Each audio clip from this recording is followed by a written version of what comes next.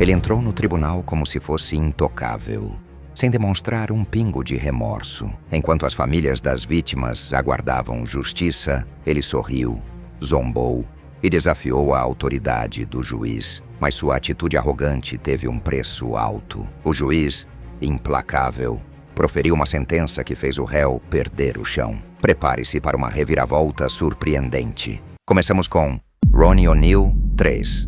Na noite de 18 de março de 2018, um crime brutal aconteceu em Riverview, Flórida. Ronnie O'Neal, 3, de 29 anos, cometeu um duplo homicídio que deixaria até mesmo os investigadores mais experientes em choque.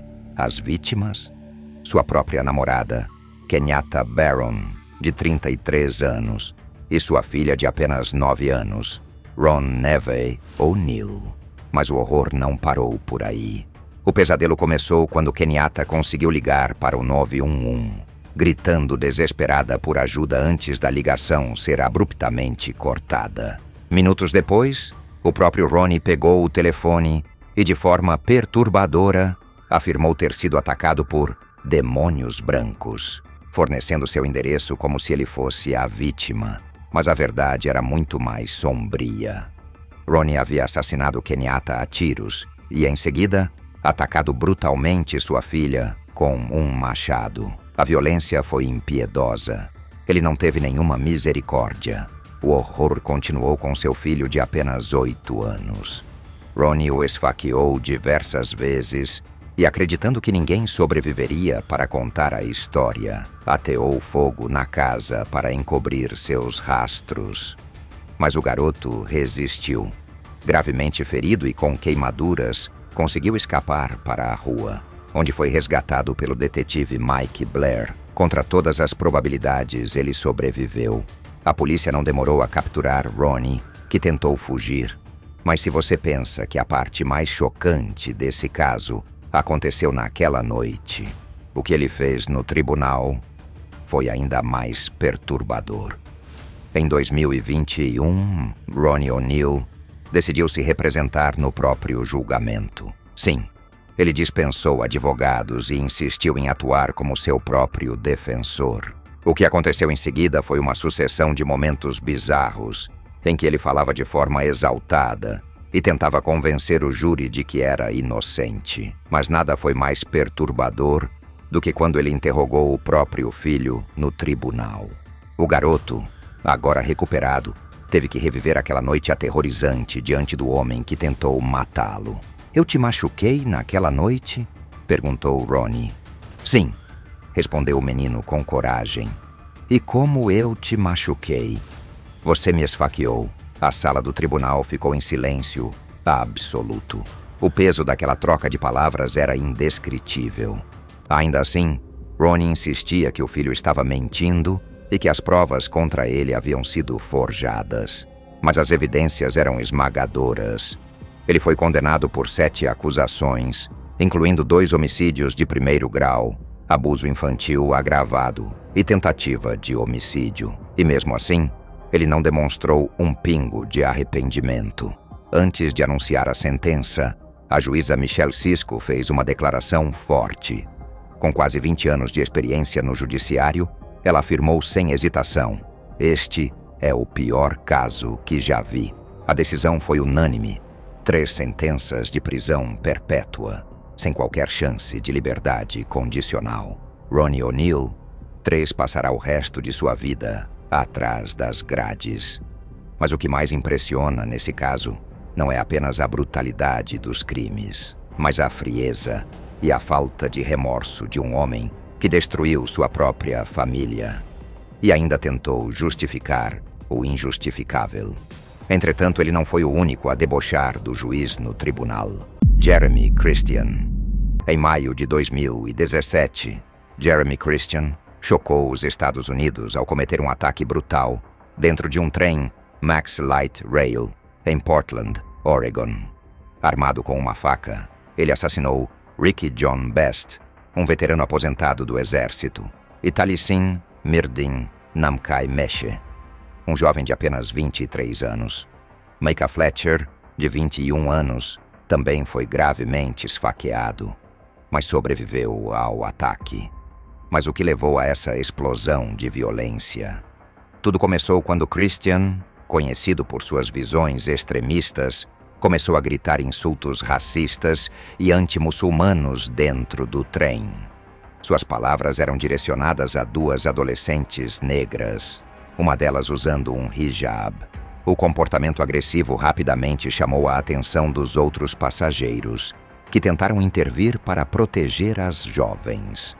No entanto, ao invés de recuar, Christian sacou uma faca e atacou brutalmente 3 homens que tentavam conter sua fúria. Em questão de segundos, o trem se tornou palco de uma cena de horror. Após o ataque, Christian fugiu na estação seguinte. Vários passageiros em choque o seguiram à distância enquanto ligavam para o 911. Não demorou para que a polícia o capturasse e, ao invés de demonstrar arrependimento, ele se gabou do que havia feito. Em plena luz do dia, ele tirou 2 vidas e feriu uma 3ª. Mas para ele, isso não parecia ser o suficiente.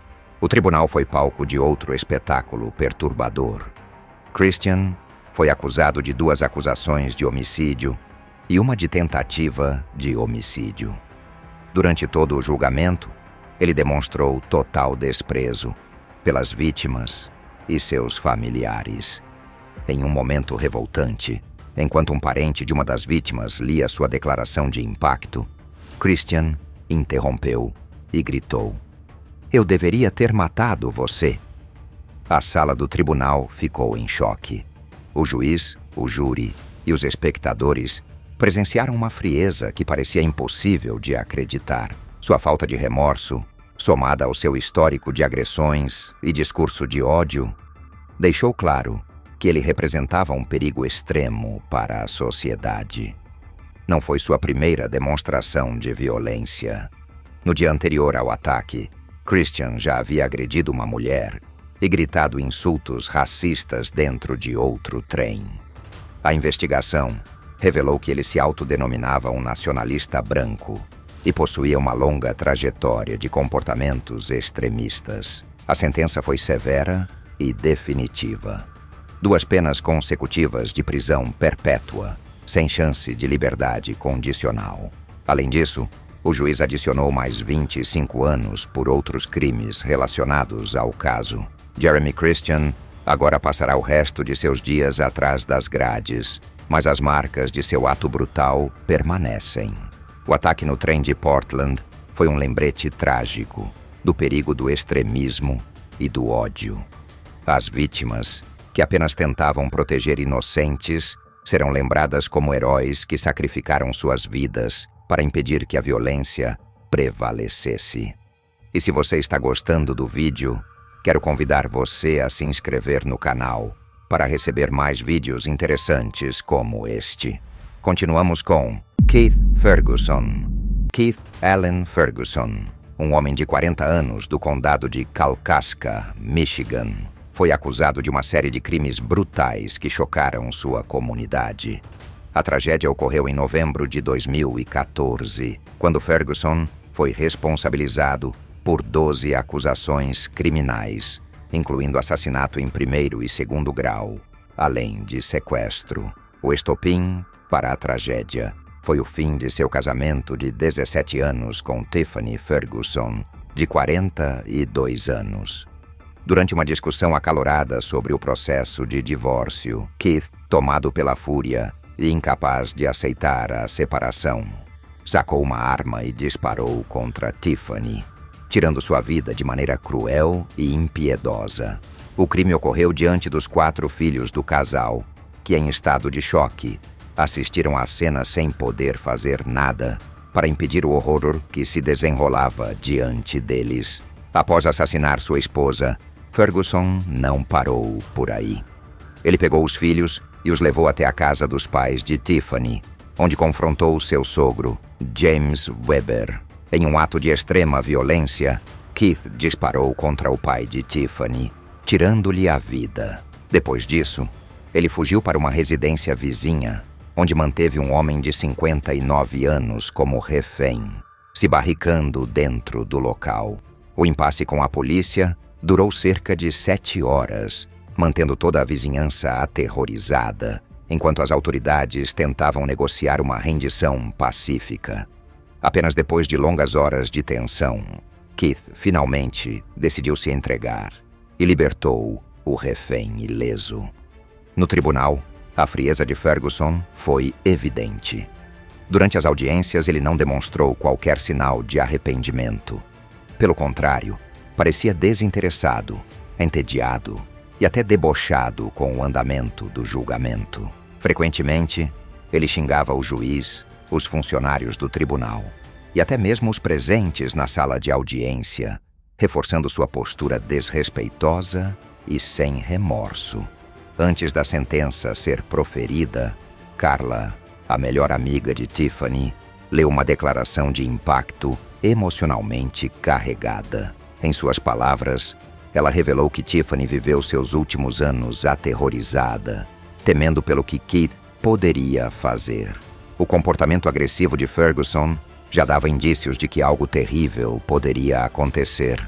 E Tiffany, infelizmente, não conseguiu escapar desse destino trágico. Quando questionado pelo juiz George Mertz sobre sua relação com os filhos após o crime, Keith fez uma declaração fria e insensível, dizendo que não tinha mais nenhum interesse em vê-los ou se comunicar com eles. Ele afirmou que não falaria nada durante o julgamento, porque sabia que seus filhos poderiam acabar ouvindo suas palavras. Algo que, segundo ele, não faria diferença. Diante da brutalidade dos crimes e da total ausência de remorso, o juiz Mertz questionou sua sanidade mental. Como parte de um acordo judicial, Keith Ferguson se declarou culpado pelos assassinatos de sua esposa e de seu sogro, e em troca, as demais 10 acusações foram retiradas. Sua sentença foi a mais severa possível: prisão perpétua, sem a possibilidade de liberdade condicional. Continuamos com o caso mais chocante desta lista: Bryce Rhodes. Você consegue imaginar alguém zombando da dor das famílias das vítimas, rindo e debochando no tribunal, como se estivesse em um espetáculo? Pois foi exatamente isso que Bryce Rhodes fez. Acusado de 3 assassinatos brutais, um homem e 2 adolescentes, ele não demonstrou um único traço de remorso. Pelo contrário, transformou o próprio julgamento em um teatro de desprezo e crueldade. Desde o momento em que pisou no tribunal, ficou claro que Bryce Rhodes não era um réu comum. Ele não apenas negava as acusações, mas também fazia questão de insultar o juiz, zombar de sua própria defesa e até mesmo enviar beijos para as mães das vítimas. Isso mesmo.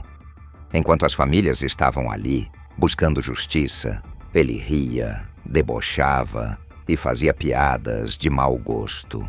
O comportamento dele se tornou tão incontrolável que as autoridades tiveram que tomar uma medida extrema: colocá-lo em uma máscara especial para impedir que cuspisse nos advogados, fizesse gestos obscenos e continuasse desrespeitando o tribunal. Em diversas audiências, Bryce elevou o nível da provocação. Ele discutia com o juiz, fazia ameaças veladas e até mesmo insinuava que era vítima de um complô. Mas os fatos eram claros. As provas contra ele eram esmagadoras, e seu comportamento só reforçava sua imagem de um criminoso cruel e manipulador. Seus atos brutais e sua falta de arrependimento deixaram marcas profundas naqueles que buscavam justiça. O tribunal nunca havia visto alguém tão desrespeitoso e sarcástico diante da própria condenação. E se estes casos te chocaram, confira este vídeo sobre a criança mais temida na prisão. Obrigado por assistir. Fique com Deus e nos vemos em breve.